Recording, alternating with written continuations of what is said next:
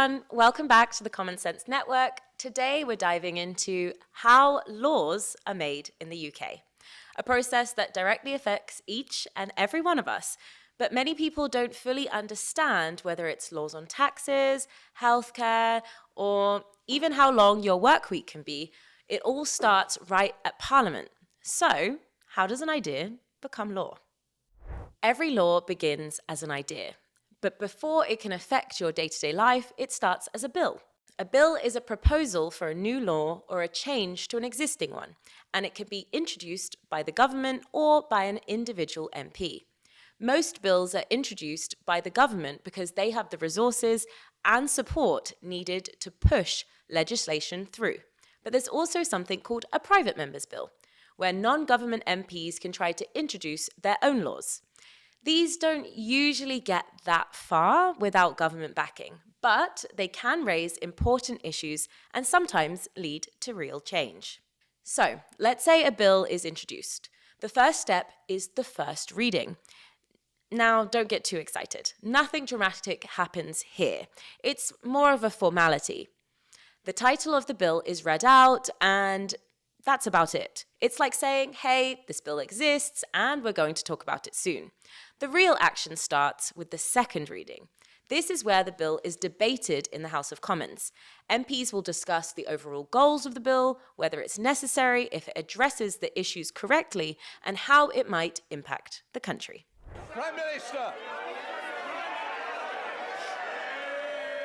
Prime Minister, when I stand up, please sit down. This is where things can get lively. MPs from different parties will argue for or against the bill, often clashing over the details. So if you've ever watched PMQs, Prime Minister's Questions, you'll know how passionate these debates can get. But at the end of the day, it's all about whether MPs believe this bill is worth moving forward. So after the second reading, there's a vote. If a majority of MPs say yes, the bill moves on to the next stage, the committee stage. This is where the bill is picked apart line by line. It's like proofreading a book. But imagine that book is hundreds of pages long and could change the law.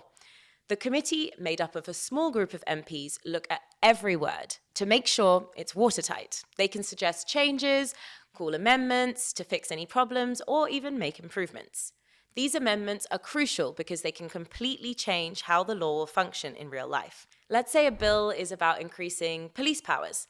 An amendment might clarify exactly what those new powers are or put limits on how they can be used, but it's about fine-tuning the details to make sure the law will work as intended and not have any unintended consequences. So, after the committee stage, the bill returns to the Commons for what's called the report stage and the third reading.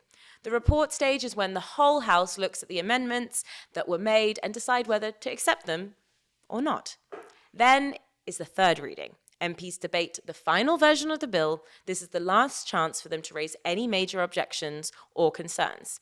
After that, another vote is held, and if the bill passes, it moves on to the House of Lords.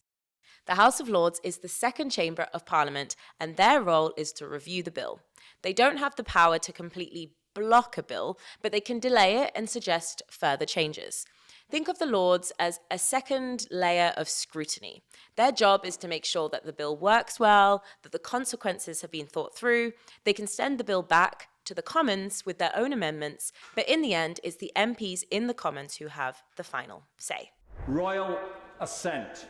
So finally, once the bill has been approved by both the House of Commons and the House of Lords, it goes to the monarch for what's called royal assent. This is mostly a formality. No monarch has refused to give assent for over 300 years. Once the bill gets royal approval, it's officially law. As you can see, it's a long and detailed process, and it's designed that way for a reason. Making a law isn't something that should happen quickly.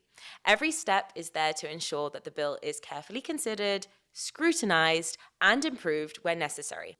After all, once a law is passed, it affects every single one of us. So, next time you hear about a new law being debated in Parliament, you'll know exactly how it's being made and how much work goes into turning an idea into a law that can shape our country.